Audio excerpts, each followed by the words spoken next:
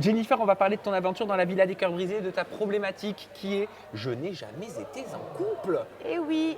C'est atypique. je sais. C'est la première fois dans la Villa des Cœurs Brisés. Ouais, bah, il faut un début à tout, tu vois, c'est moi. Exactement. Est-ce que tu peux nous en parler de cette problématique « Je n'ai jamais été en couple » Parce que ça t'a touché quand on a parlé à Lucie, comme si c'était quelque chose que tu renfermais, que tu cachais un petit peu quand même. Hein.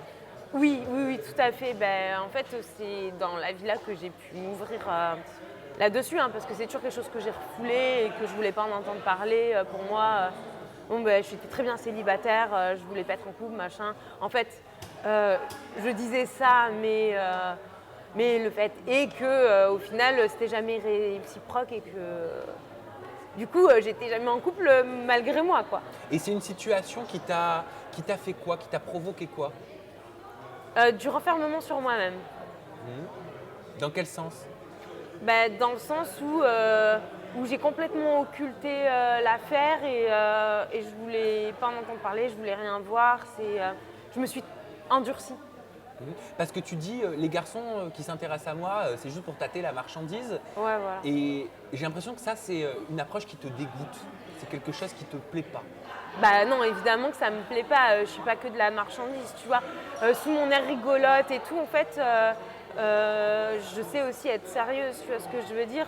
Et moi, en fait, les gens, le problème, c'est que ils voient que le côté rigolo. Elle va faire l'animation, l'invite aux soirées, machin et tout, mais personne ne me prend au sérieux, quoi, au final. T'as confiance en toi? J'ai eu un gros problème de confiance en moi. J'ai pas eu du tout confiance en moi. Ça va un petit peu mieux depuis le coaching de Lucie, mais c'était très difficile. Pourquoi c'était difficile? Pourquoi t'avais pas confiance en toi? Je pense que j'avais pas du tout confiance en moi par rapport au harcèlement scolaire que j'ai subi quand j'étais plus jeune. Ah, je savais pas ça. Et ça m'a complètement cassée. Et bah, tu verras, j'en parle pendant mon coaching. Et quel type de harcèlement scolaire? Ah, du harcèlement quoi. C'est toute la journée, on te fait chier, on t'enferme dans les toilettes, on te balance un seau d'eau sur la tête dans les toilettes. Non, du vrai harcèlement scolaire, quoi. Après, j'avais la chance qu'il n'y avait pas encore, tu vois, les réseaux sociaux et tout ça. Mais non, c'était assez horrible, quoi. Mais par rapport à quoi? Qu'est-ce que tu faisais de mal? Oui, bah, tu vois, dans toutes les écoles et tout, à un moment donné, il y a toujours un bouc émissaire. Bon, bah, moi, j'étais un peu timide dans mon coin, tout ça. Bah, forcément, j'étais la cible facile. Mais ça, c'était en école publique, tu vois, parce qu'après, je suis allée en école privée et c'est très bien passé. T'en parlais à tes parents? T'en parlais à des amis? T'en Non, parlais à des pas proches? du tout. Ah, mais ça devait être d'autant plus difficile. Et comme si j'avais honte, en fait. Tu vois ce que je veux C'est un dire? sentiment normal. Ouais, et en fait, j'osais pas le dire. Je disais non, tout se passe bien. Ou alors, s'il y a des trucs qui leur revenaient aux oreilles, je disais non, mais c'est pour s'amuser, c'est pas grave, tu vois. Toujours de dédramatiser la chose, tu vois. Tu me permets de faire ma Lucie Mariotti? Vas-y. Bon, ok. Ce côté licorne, ce côté paillette, ce côté overstrass que j'adore. Je crois que sinon ce serait l'hôpital qui se ferait On de la s'entend charité. bien Voilà. là-dessus. Est-ce que tu masques pas quelque chose avec toutes ces paillettes? Non, parce que ça, j'ai toujours été un petit peu côté princesse, tout ça. Ça, j'adore le rose, j'adore les paillettes. Non, ça, c'est vraiment une affaire de goût, ça, par contre. Mais ce côté licorne que tu mets beaucoup en avant, la licorne, tu sais que ça n'existe pas. Non, mais tu sais que si, c'était les dinosaures du cheval. Je te jure. Explique-nous. Je te jure que récemment, ils ont trouvé des vestiges d'un animal qui ressemblerait à une licorne.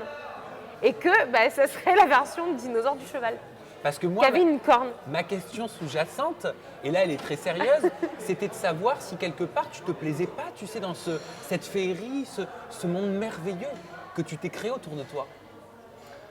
Oui, bah, évidemment que moi j'aime tout ce qui est un peu paillettes, féerie, tout ça. Non, c'est pas du tout quelque chose pour me camoufler ou quoi que ce soit. Par contre, l'humour, oui. Ah oui, Lucie, elle m'en a parlé, elle m'a dit c'est un one-woman show à être toute seule, mais quand on fait un one-woman show en permanence dans sa vie, c'est qu'on veut cacher quelque chose. C'est vrai. Et c'est vrai que c'est un peu un problème qui a pris le dessus avec moi parce que ma vie est un perpétuel one-woman show. Toute la journée, je suis comme ça. Mais en fait, d'être rentrée dans ce système-là, en fait, je crois que j'arrive plus à en sortir. Et en fait, ça fait partie de moi maintenant, mais c'est vrai qu'à la base, je pense que c'est pour dédramatiser les choses, tout prendre à la rigolade. Non, mais t'inquiète pas, ça me fait pas de la peine, genre ça me fait rigoler ou quoi, tu vois, d'apprendre à rire de soi-même pour dédramatiser en fait les modes cris des autres.